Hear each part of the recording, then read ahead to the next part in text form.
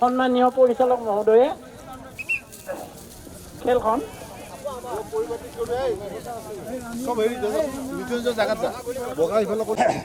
এয়া খেলুৱৈ মহোদয়সকলক আমি পুনৰ ইয়াত পৰিৱেশন কৰে তাৰ কাৰণে অনুৰোধ জনাইছোঁ।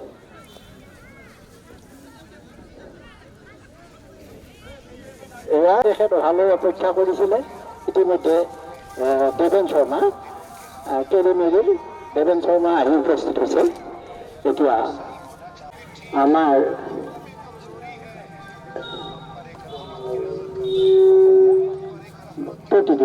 প্ৰতিদিন টাইমৰ চেনেলত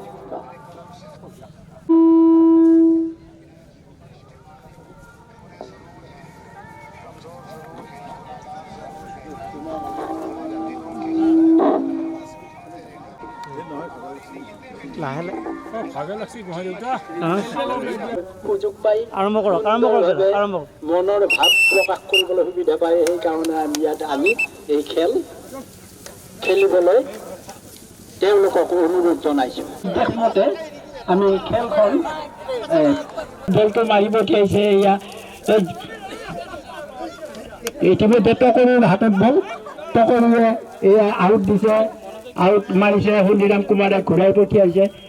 মাইছা বুঢ়াই সুন্দৰকৈ মাৰি পঠিয়াইছিলে, কিন্তু পুনাৰাম কুমাৰ আৰু ডিম্বেশ্বৰৰ অৰিয়া বলটো আহি খেলপথাৰৰ সোঁমাজত পাইছে।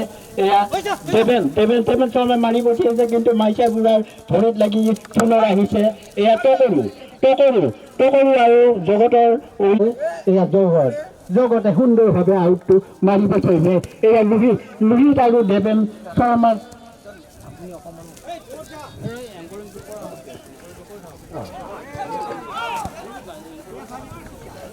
সুন্দৰভাৱে মাৰি পঠিয়াইছে। এতিয়া চম্পাৰামে ধুনীয়াকৈ মাৰি পঠিয়াইছে। এয়া ডিম্বেশ্বৰ আৰু লোকেৰ মাজত অৰিয়া আমি দেখিবলৈ পাইছোঁ। এতিয়া সুন্দৰভাৱে মাধৱে কলিতাই বলটো সাজি দিছে। এতিয়া তনুৱে মাৰি পঠিয়াইছে সুন্দৰকৈ। বলটো খেলপথাৰৰ মাজত আহি উপস্থিত হৈছে।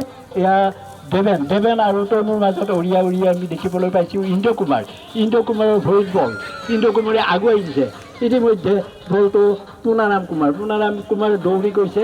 এয়া বলটো আমি দেখিবলৈ পাইছোঁ। এতিয়া লাহে লৈ আহিছে।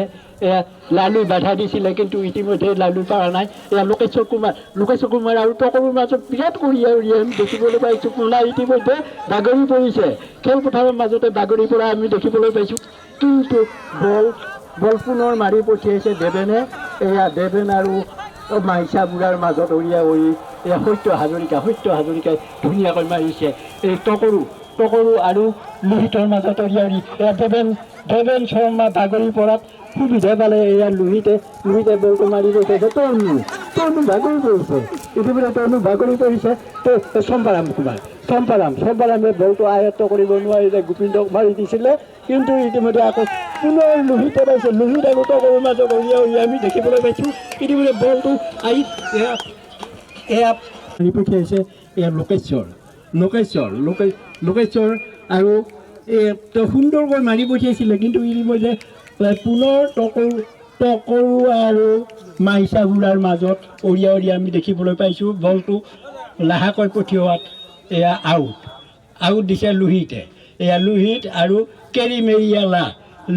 কেৰিমেৰিয়ালাৰ মাজত অৰিয়া আমি দেখিবলৈ পাইছোঁ। ইতিমধ্যে লোকেশ্বৰ কুমাৰে সুন্দৰকৈ মাৰি পঠিয়াইছিলে, কিন্তু ইতিমধ্যে টকৰুৱে লাহেকৈ বাধা দিয়াত লোকেশ্বৰে পুনৰ সুবিধা পাই লোকেশ্বৰে মাৰি পঠিয়াইছে।